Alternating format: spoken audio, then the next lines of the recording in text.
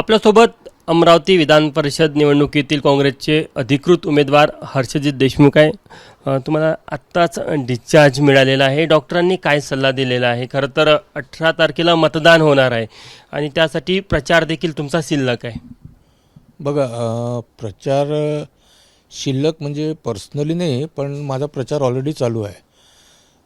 प्रकृती अस्वास्थ्यामुळे मी 5 दिवस ॲडमिट होतो आणि मला किडनी स्टोनचा एक मेजर प्रॉब्लेम डिटेक्ट झालेला आहे, ज्याच्यामध्ये 11 MM चा एक आणि एक 6 MM चा असे 2 किडनी स्टोन डिटेक्ट झाले आहे. त्याच्यामुळे मला थोडंसंही हालचाल केली की वॉमिटिंग फिलिंग आणि पेन होतात. तर त्याच्यामुळे डॉक्टरांनी इमिजिएट मला तो ऑपरेट करण्याचा सल्ला दिला. पण ह्या सगळ्या घडामोडी बऱ्याचशा गोष्टी चालू असल्यामुळे मी त्यांना विनंती केली की हे ऑपरेशन आपण 8 दिवसांनी करू. तोपर्यंत मला काही तुम्ही मेडिसिन द्या जेणेकरून माझा त्रास कमी राहील. पण त्यांनी सांगितलं आम्ही मेडिसिन जरी दिले तरी तुम्हाला 8 दिवस पूर्ण रेस्ट करावं लागेल. तुम्हाला घरून प्रचार करायचा आहे, काय करायचं आहे, त्यांना मी कारण सांगितलं. ते तुम्ही घरून करा, बाकी तुमच्या लोकांनी काम करावं. तर तसं मी आता प्लॅनिंग केलं आहे की मला थोडी हालचाल केली की अस्वस्थ एकदम वाटतं. तर अस्वस्थ वाटत असल्यामुळे मी आता माझा जो प्रचार आहे तो पर्सनली घरून करणार आहे. प्रत्येक मतदाराला मी फोनवरून कॉल करून पर्सनली कॉल करणार आहे आणि माझं डिजिटल माध्यमातून ऑलरेडी 10 दिवसापासून प्रचार चालूच आहे. तो सगळ्यांना माहितीच आहे. माझे काही ॲडव्हर्टिजमेंटचे फ्लायर्स जे आहे, त्याच्यानंतर व्हॉईस कॉल रेकॉर्डिंग हे प्रत्येक मतदाराला रोज जात आहे. आणि आता याच्या व्यतिरिक्त मी स्वतः पर्सनली घरून प्रत्येकाला फोनवर मला मतदान करण्याची विनंती आणि आवाहन करणार आहे. तुमची ही जरी भूमिका असली तरी तिथे मतदार तुमची वाट पाहत आहे किंवा स्थानिक काँग्रेसचे नेते तुमची वाट पाहत आहे, निदान प्रचार सुरू करता येईल, त्यामुळे ते प्रचंड नाराज आहे. बघा, आता नाराजीचं जे काही आहे त्याला आता नॅचरली ह्या सगळ्या तब्येतीच्या कारणामुळे आपण काय करू शकणार आहे, बरोबर आहे. हा तर काही केव्हाही उद्भवणारा अचानक हे सगळ्या गोष्टी घडल्यामुळे याला मी काही करू शकत नाही. म्हणून मी त्यांना विनंती करणार आहे की माझ्या परीने त्यांनी आपलाच पक्ष आहे, आपलाच उमेदवार आहे आणि आपलेच मतदार आहे, तर त्यांना माझ्या परीने त्यांनी पण फोन कॉल्स करावे, आवाहन करावे, ही त्यांना मी मदत मागणार आहे. आणि नाराजीचं असं काही नाही आहे. माझे वरिष्ठ माझ्यासोबत आहे, त्यांचं सहकार्य मला मिळेल, निश्चित मिळेल. कारण आधीपासून त्यांच्या सहकार्यामुळेच मी इथपर्यंत पोहोचलो आहे. पुढे पण ते मला मदत करतात. 4 दिवस शिल्लक राहिलेला आहे, मग प्रचार करणार कसा तुम्ही, हा एक महत्त्वाचा प्रश्न. आणि तिथल्या स्थानिक नेत्यांसोबत मध्ये यशोमती ठाकूर असेल किंवा सुनील देशमुख असेल किंवा इतर स्थानिक शहराध्यक्ष, जिल्हाध्यक्ष यांच्यासोबत काही संवाद सुरू आहे की नाही तुमचा? आता मी डिस्चार्ज झाल्यामुळे आधी डॉक्टरांनी मला सगळ्या गोष्टीचं स्ट्रेस असल्यामुळे बोलण्यास मनाई केली होती.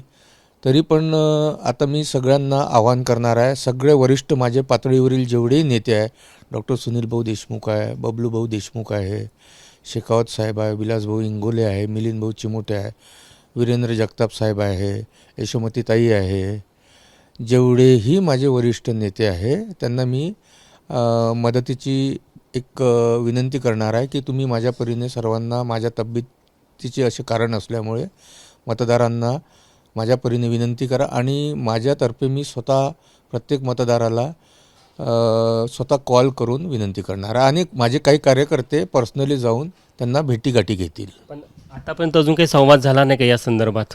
मी साहेब डिस्चार्ज आत्ताच झालो, त्याच्यामुळे आज ह्या सगळ्या घडामोडी घडतील.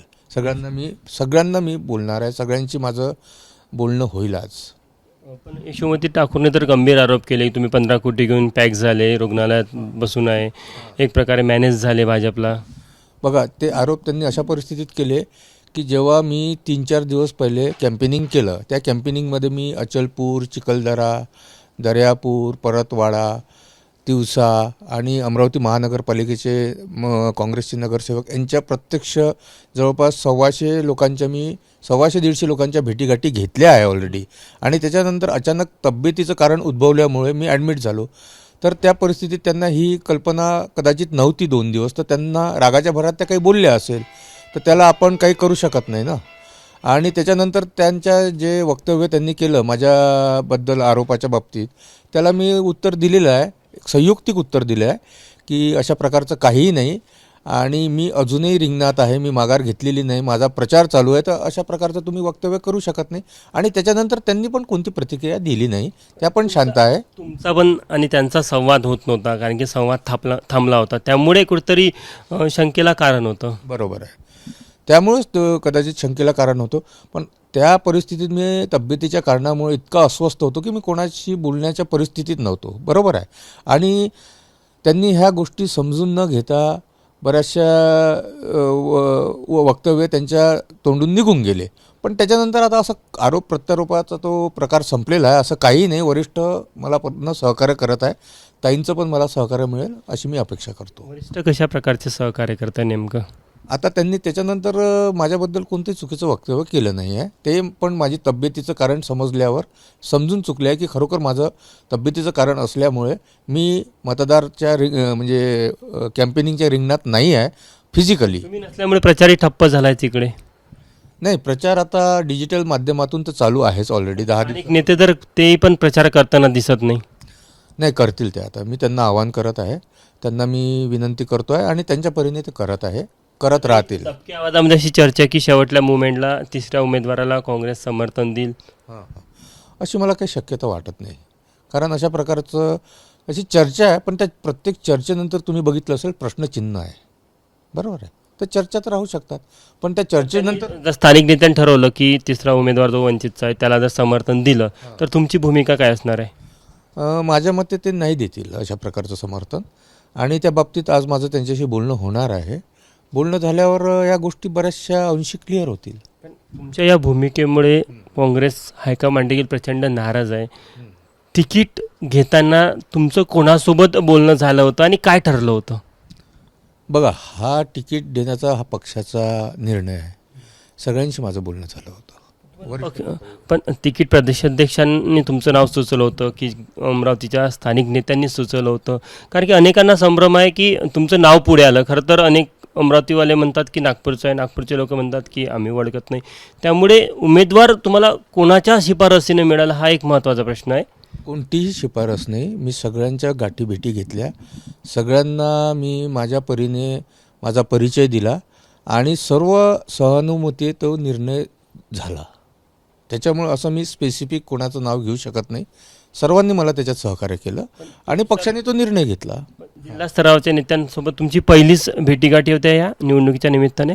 हो, मी 15 दिवसापासून त्यांच्या संपर्कात होतो. याच्या आधी कधी तुम्ही पक्षात सक्रिय राहिले नाही असे देखील आहे, तुम्ही सक्रिय सदस्य नाही, असं असताना का काँग्रेसने तुम्हाला तिकीट दिली हा देखील प्रश्न उपस्थित केला जातो आता.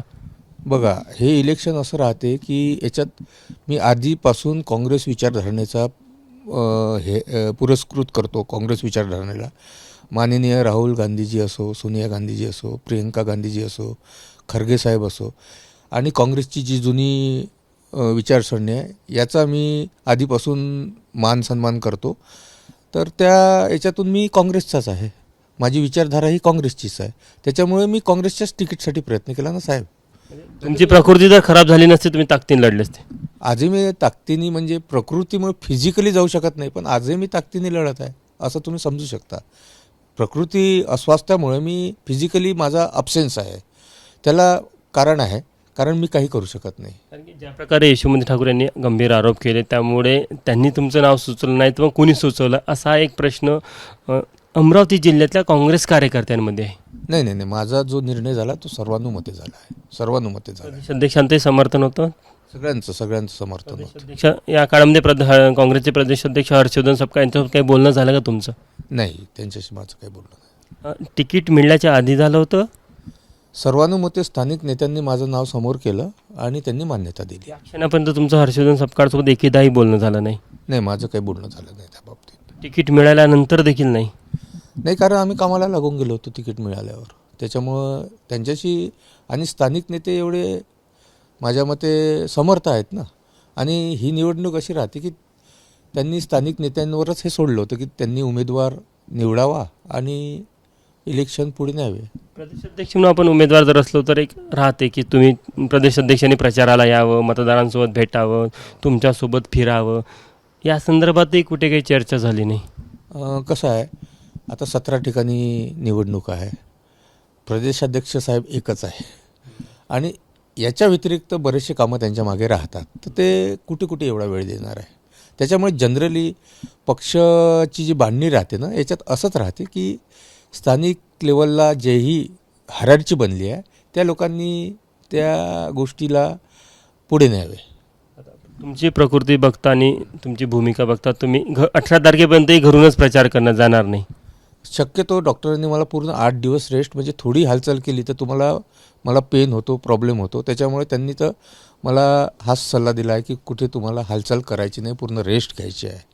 तर त्याच्यामुळे माझ्या मते तर आता मी तोच उपाय योजला आहे की कमीत कमी सगळ्या मतदारांना आपण स्वतः पर्सनली घरी बसून कॉल करू शकतो. त्यांना कॉल करून मला मतदान करण्याची विनंती करण्याचे मी आवाहन करणार आहे. आणि त्याच्यात मग कोणत्याही पक्षाचा हे असो, मतदार असो, जसं आमचे काँग्रेसचे आहे, महाविकास आघाडीचे आहे, त्याच्या व्यतिरिक्त MIM आहे, अपक्ष आहे, समाजवादी पार्टी आहे किंवा भारतीय जनता पक्ष आहे. माझ्यासाठी मतदार सध्या परिस्थितीत विनंती करणं हे माझं काम आहे. कोणताही मतदार असो तर ते मी माझं कर्तव्य करत राहणार. तुम्हाला असं वाटत नाही का की तुम्ही प्रकृती अस्वस्थामुळे जरी घरी बसले असले तरी तुमच्यामुळे या संपूर्ण निवडणुकीवर परिणाम होत आहे? आता त्याला बघा, हे नॅचरल कारण आहे. त्याला आपण काय करू शकतो? प्रकृती स्वास्थ्याला सगळ्यात जास्त जगात महत्त्व आहे, बरोबर आहे. आज जान है तो जहान आहे. आणि त्याच्यामुळे कसं आहे की प्रकृती योग्य ठेवून ह्या सगळ्या गोष्टी करणं आवश्यक आहे. आणि याला कोणतंही एक्सक्यूज नाही आहे ना. काय करणार आपण प्रकृती म्हणलं. शेवटला प्रश्न, स्थानिक नेते आणि मतदारांना काय आव्हान करणार? स्थानिक नेते, हां अमरावतीचे काँग्रेसचे स्थानिक नेते आणि मतदार यांना तुम्ही काय आव्हान करणार?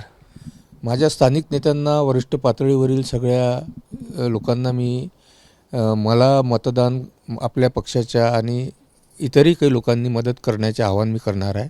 त्यांच्याशी सगळ्यांशी मी चर्चा करणार आहे. आणि तसंच मतदारांना पण तेच मी आवाहन करणार आहे की प्रकृती अस्वास्थ्यामुळे मी जरी घरी असलो तरी मला मदत करावं. कारण काय, प्रकृती आज खराब आहे, उद्या तर राहणार नाही आहे. एकदा बरा झालो की सगळ्या गोष्टी पूर्णपणे समर्थपणे करण्यास मी समर्थ आहे. काय वाटते, काय निकाल राहील? तुम्ही जरी घरून प्रचार केला तरी काय वाटतं? मतदार तुमच्या बाजूने कौल देईल? किती विश्वास वाटतो तुम्हाला विजयाचा?